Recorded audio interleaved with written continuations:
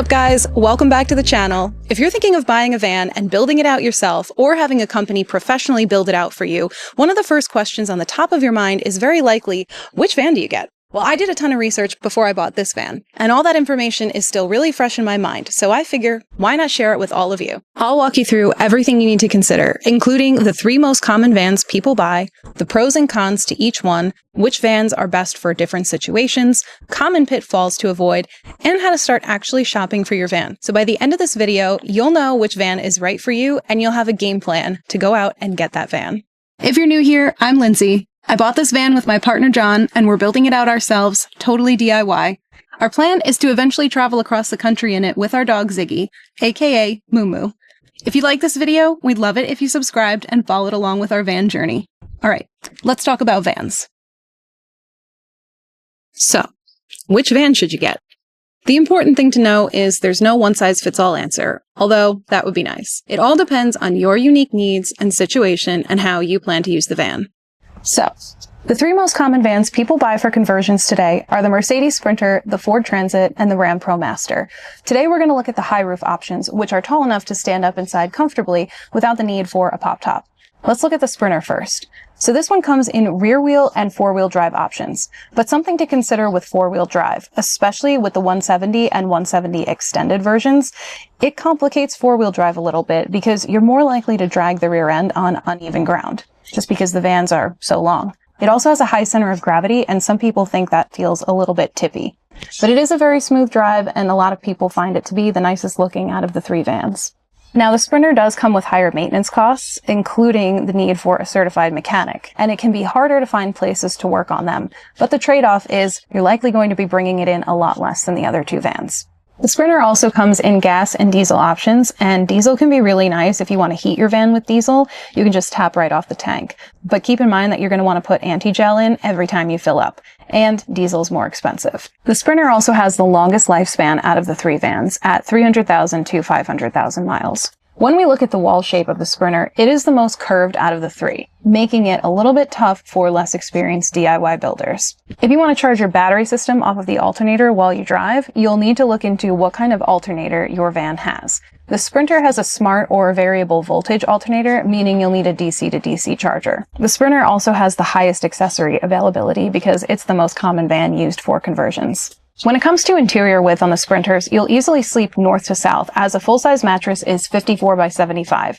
The interior width at the back of the van is 70 inches, although the van does taper inwards to 61 inches at the front of the cargo area, so you'll have up to 16 inches extra on the side. Sleeping north to south means you trade off a lot of your interior living space. So if you want to sleep east to west, meaning your head is on the driver's side and your feet are on the passenger side, you want to add bump outs to the sides. However, this adds significant costs. After getting the bump outs, windows, trims, it's easily a few $1,000s, which can go a long way in a build. One more note on sleeping east to west. It's common to place your head on the driver's side, and this is because if you park on the side of the road to sleep, most likely the van is going to be at a slight angle, and this is because roads are pitched to allow rain to run off. You do want your head higher than your feet, so putting your head at the driver's side and feet on the passenger side will allow for this. The ProMaster is actually the only van that allows you to place a full-size mattress east to west without bump outs. The Sprinter and Transit will require either trimming of the mattress or adding bump outs or designing a layout that allows for north to south sleeping. Here are some interior measurements of all the Mercedes Sprinter high roof models. Please note that all measurements shown in this video are approximate. If you're building a van, always make sure to take exact measurements inside your actual van. Now let's look at the Transit. This is going to be more affordable than the Sprinter. Parts are also standard and readily available. It comes with intelligent all-wheel drive, but there are also aftermarket 4-wheel drive conversions available. Diesel options appeared only in the 2015 to 2019 models, although some models do have an EcoBoost V6 option as well. The lifespan on a Transit is about 200,000 to 300,000 miles. When we look at the wall shape, it has a medium curvature of the 3 vans, so it may be tough for less experienced DIYers, but not quite as much as the Sprinter. When we look at the alternator type, it is a smart or variable voltage alternator, just like the Sprinter, meaning you'll need a DC to DC charger for this as well. The aftermarket conversion accessory availability is about medium for the Transit. It's becoming more and more popular, but the Sprinter is still the most popular vehicle. When we look at the width of the Transit, you'll easily sleep north to south with about an extra 14 inches on the side. But if you want to sleep east to west like this, you'll need to trim down the 75-inch length full-size mattress to about 68 inches. This is not super comfortable for most people, so again, bump outs are a really popular option. And here are the approximate interior measurements of all Ford Transit high roof models. Last but certainly not least is the RAM ProMaster. This one is also affordable, parts are standard and readily available. The width is where it really shines because you can easily sleep east to west without the need for any bump outs. It did have diesel options between 2014 and 2016, and the lifespan is the shortest of the three at 150,000 to 250,000 miles. But with proper care and maintenance, it could go even longer.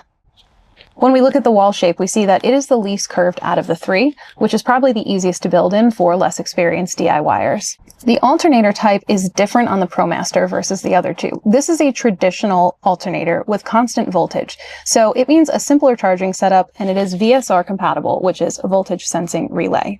The aftermarket conversion accessory availability is about a medium, kind of the same as a Transit. The Sprinter is still going to be your most popular van, but the ProMasters and Transits are becoming more popular. Like I said, the width of this van is where it really shines. You can fit a full-size mattress east to west and fit standard 2-foot deep counters on both sides while maintaining a 21.5-inch walk space at the midpoint of the van. This measurement I did take at the midpoint of the van because all the vans do taper inward slightly towards the front of the cargo area. And here are the approximate measurements of the RAM ProMaster high roof models. So let's look at side-by-side comparisons of these vans. We'll start with the smallest versions of the three. As you can see, the Transit is the most compact at 101 inches long, 70 inches high, and 68 inches wide. The RAM ProMaster is the widest and tallest. However, its interior length is a bit shorter than the Sprinter. Now let's compare the medium sizes. The Sprinter is the longest once again, while the ProMaster is the tallest and widest, but comes in at a medium length. And finally, the largest sizes. The extended Sprinter is by far the longest at 189 inches compared to the ProMaster at 156 inches and the Transit at 145 inches. So, how do you determine which van is right for you? First, it's important to think about your unique situation. Are you a single traveler, or are you a family with kids and pets, or somewhere in between? The number of people and pets traveling with you is a big determining factor in how much livable space and storage you'll need. Often, the smaller the crew, the smaller the van. This isn't a hard and fast rule, though. You might be a single traveler, but want all the things in your van. A built-in shower with a door, a full kitchen, or extra storage. Do you plan to work in your van? If so, you'll want a workspace. Do you love to cook? Then you'll need to think about which appliances you can't live without. Are you a couple traveling together? And if so, how will you handle the bathroom situation? If you have a toilet and you're on different sleep schedules like we are, he's a night owl and I'm an early bird, there's a good chance that someone's going to want to use the toilet while the other is sleeping, meaning that person can't just step out of the van to give privacy. So do you want a room with a door for those instances? Also, remember that periods still happen even when you're on the road. So having a private bathroom that travels with you can be an invaluable asset that keeps you on the road longer. Then think about where you'll take the van. Do you plan to drive on mainly paved roads and stay at designated campsites? Or do you want to off-road and stay in the wild or on the beach? If you answered the latter, then you'll probably want 4x4 capabilities. Not all vans are four-wheel drive, but even if you get something that's front-wheel drive, getting a set of all-terrain tires makes a huge difference. And we know from experience. We actually got our van stuck in the mud on our property right when we brought it home, but since we installed our BF Goodrich KO3 tires, we haven't had any issues. And keep in mind that front-wheel drive can have its benefits. It's actually better for snowy and wet roads. This is because the drivetrain sits directly over the axle, so it puts weight directly on the drive wheels. However, if you lose traction in the front, you also lose steering. Next, you'll want to determine your budget. In 2026, brand new vans start around $50,000 to $60,000. It's also smart to get the extended warranty wherever possible. If that's not in your budget, then you'll want to check out used listings. And if budget allows, try to get something that is newer with low miles that's still covered under the manufacturer's warranty. While you're determining your budget, you'll probably want to figure out what monthly payment you can afford. I like to use calculator.net as it has a bunch of different loan payment calculators that will allow you to punch in different rates and terms and other details to figure out what your monthly payment would work out to be. But don't forget to factor in insurance and maintenance costs as well.